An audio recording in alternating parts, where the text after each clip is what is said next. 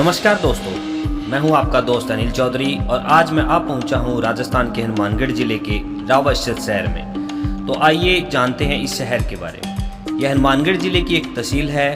यह राजस्थान के state highway 7 पर स्थित है, जो राजस्थान की राजधानी से 360 किलोमीटर व जिला हनुमानगढ़ से लगभग 40 किलोमीटर दूर है। रावतसर की स्थापना 1584 में हुई और यह शहर बीकानेर के 4 प्रमुख ठिकानों में से एक था। रावतसर का पुराना नाम आनंदगढ़ था। रावतसर की 2023 में अनुमानित जनसंख्या 47,000 के आसपास है और कुल वार्डों की संख्या 35 है।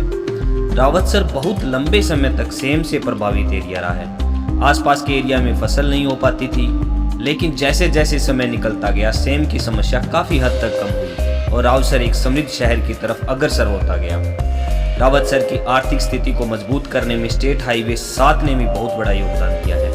पंजाब व पश्चिमी हरियाणा के लोगों व गंगानगर हनुमानगढ़ के लोगों का जयपुर की तरफ जाने वाला यह मुख्य रास्ता है, जो रावतसर से होकर गुजरता है, जिस वजह से यहाँ आसपास ढाबे व कुछ इंडस्ट्री से यहाँ अच्छा खासा कारोबार शुरू हुआ है। आज रावतसर कृषि के क्षेत्र में दिन दोगुनी रात चौगुनी तरक्की करा है। यहाँ अनाज मंडी में बहुत सी फसलें आती हैं और कॉटन की पिछले 3 साल में काफी फैक्ट्रियों का संचालन शुरू हुआ है। यहाँ हाईवे से गुजरते हुए आप कृषि यंत्र भी काफी संख्या में बनते हुए दिखाई दे जाएंगे। आइए अब आपको दिखाते हैं रावतसर का पूरा शहर।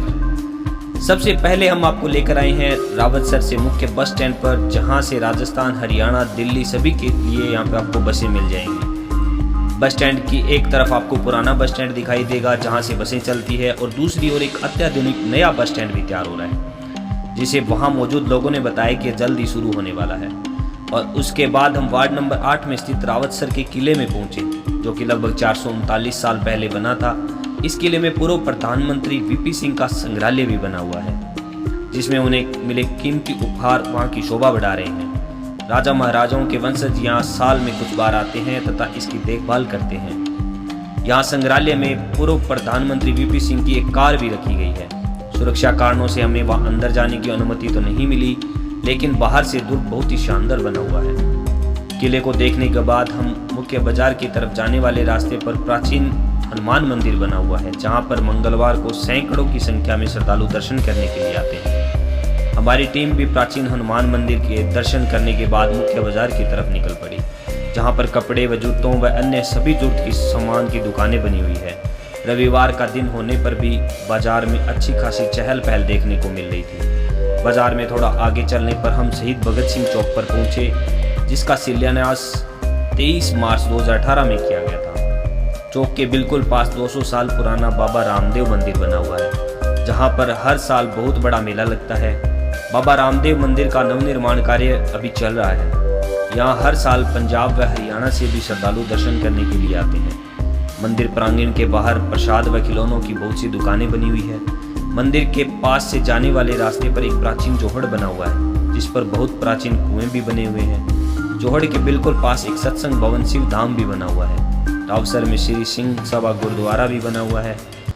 वहीं पास ही थोड़ी दूरी चलने पर राजकीय उच्च माध्यमिक विद्यालय भी आपको दिखाई दे जाएगा। रावतसर में जब हनुमानगढ़ की तरफ से हम लोग प्रवेश करते हैं तो सबसे पहले वहाँ बाबा खेतरपाल मंदिर के दर्शन होते हैं। इस धाम की दूर दूर तक मान्यता है और रावतसर को खेतरपाल बाबा धार्मिक नगरी के नाम से भी जाना जाता है। खेतरपाल धाम में हर साल लाखों श्रद्धालु हरियाणा, पंजाब व दूर दराज के राज्यों से यहाँ दर्शन करने के लिए आते हैं। मुख्य द्वार से प्रवेश के बाद आगे वाहनों की पार्किंग आपको देखने को मिल जाएगी। बताया जाता है कि मंदिर की स्थापना 1593 में हुई थी। मंदिर में लड्डू, बतासे, तेल, सिंदूर आदि का प्रसाद चढ़ाया जाता है। दूर से आए हुए श्रद्धालुओं के ठहरने की व्यवस्था भी यहाँ पर की गई है। मंदिर से वापस हम जब शहर की तरफ जाते हैं तो हाईवे पर रावतसर का उप जिला कलेक्टर व उपखंड मजिस्ट्रेट कार्यालय भी बना हुआ है। वहीं रावतसर में शिव कल्याण भूमि में एक प्राचीन कुआं भी बना हुआ है और कुएं के पास कुछ छतरियां भी बनी हुई दिखाई है, जिनका निर्माण 1894 ईस्वी में किया गया था।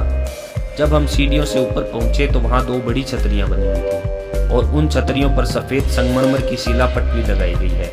आसपास की हरियाली व शांत वातावरण में आपको वहां पक्षियों की चहचहाट साफ सुनाई दे जाएगी। रावतसर में हाईवे पर ही आपको श्री गुरु गोविंद सिंह मार्ग का एक बड़ा सा प्रवेश द्वार आपको दिखाई दे जाएगा। उसी मार्ग पर थोड़ा आगे चलने पर पुलिस थाना भी बना हुआ है।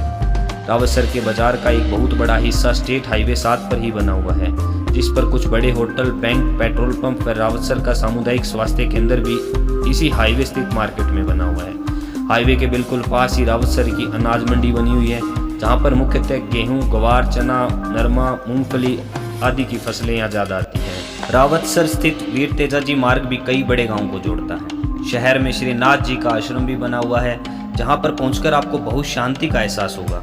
हजारों पेड़ों की छांव और पेड़ भी फलों से लदे हुए। आश्रम के अंदर बहुत से मंदिर बने हुए हैं। हमें वहाँ बलवान नाथ जी ने पूरे आश्रम के दर्शन करवाए तथा वहाँ स्थित गुफा भी हमें दिखाई, जहाँ हर साल जागरण करवाया जाता है। आश्रम के बाद हम रावतसर के जोधाबाद से स्थित विशाल करणी माता मंदिर में पहुँचे।